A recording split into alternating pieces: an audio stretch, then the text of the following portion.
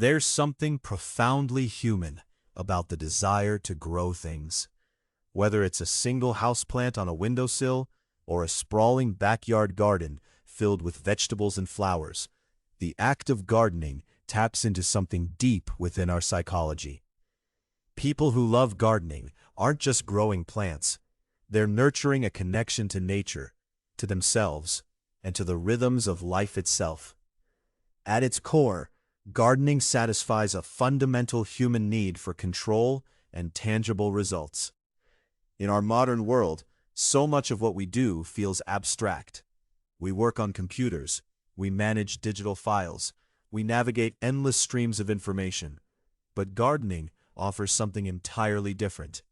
When you plant a seed, tend to it carefully, and watch it grow into a thriving plant, you see direct evidence of your effort and care. That immediate, visible feedback is incredibly rewarding to the human brain.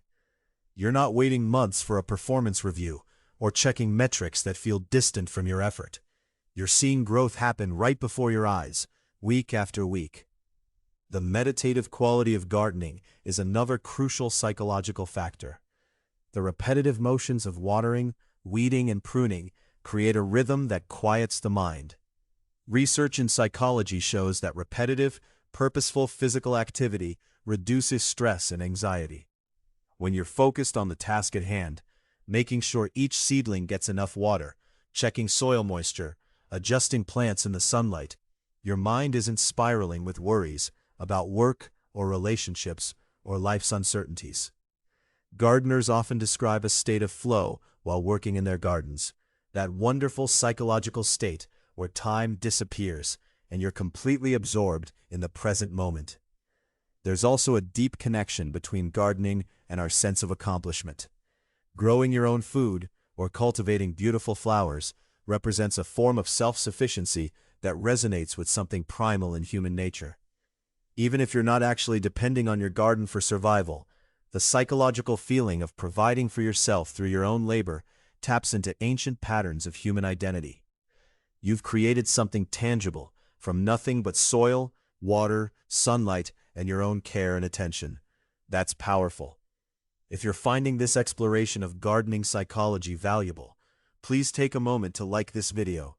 It really helps us reach more people interested in understanding themselves better. Gardening also offers a unique perspective on patience and the passage of time. We live in an age of instant gratification. We expect quick results, fast delivery, immediate answers. But a garden teaches you differently. You learn that good things take time, that you can't rush tomatoes into ripening or force roses to bloom before their season. This psychological shift is actually transformative for many people. Gardeners develop a deeper understanding of natural rhythms and seasonal cycles. They become more comfortable with the idea that some things simply can't be hurried, and that's okay. In fact, that's exactly how things should be. There's also a strong social and community aspect to gardening psychology. Community gardens bring people together around a shared purpose. Gardeners share seeds, exchange growing tips, celebrate harvests together, and support each other through failures. This sense of belonging to a community of people who understand your passion is deeply satisfying psychologically. You're not alone in your interest. You're part of a long tradition of growers stretching back through human history, and part of a contemporary community of fellow enthusiasts who get what you're doing and why it matters. The sensory experience of gardening cannot be overlooked either. Touching rich, cool soil, smelling the earthy scent after rain, feeling the rough texture of plant stems and leaves, seeing the vibrant greens and flowers, hearing birds and insects moving through the garden space. These sensory experiences are profoundly grounding, literally connecting you to the earth beneath your hands.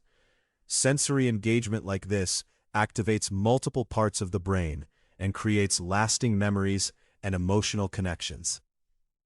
This is why gardeners often feel so emotionally attached to their gardens. It's not just intellectual, it's deeply sensory and embodied. Gardeners also tend to develop a growth mindset, which is a psychological concept with significant research backing it. When you understand that plants fail sometimes, that you'll make mistakes, and that's simply part of learning, you develop resilience. Maybe your first season of tomatoes gets hit by disease. Maybe your carefully planted flower bed gets crowded out by weeds. These aren't failures, they're learning experiences. This mindset extends beyond the garden into other areas of life. People who garden become more comfortable with failure and more willing to take on challenges because they understand that growth requires some struggle. Like this video if you appreciate how gardening psychology offers insights into living a more intentional, patient, and resilient life.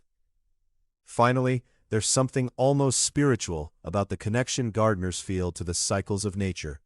Planting in spring, nurturing through summer, harvesting in fall, resting in winter. These natural cycles provide a framework for understanding life itself. Many gardeners report that working with nature's rhythms has changed their perspective on mortality, renewal, and what it means to be part of something larger than themselves. The garden becomes a teacher, a sanctuary, and a mirror for inner transformation. So if you've ever wondered why gardening brings so much joy and peace to the people who love it, now you understand. It's not just about the plants.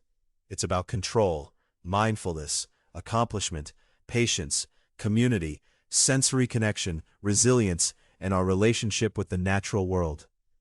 I'd love to hear from you. What draws you to gardening, or what keeps you from starting? Share your thoughts in the comments below.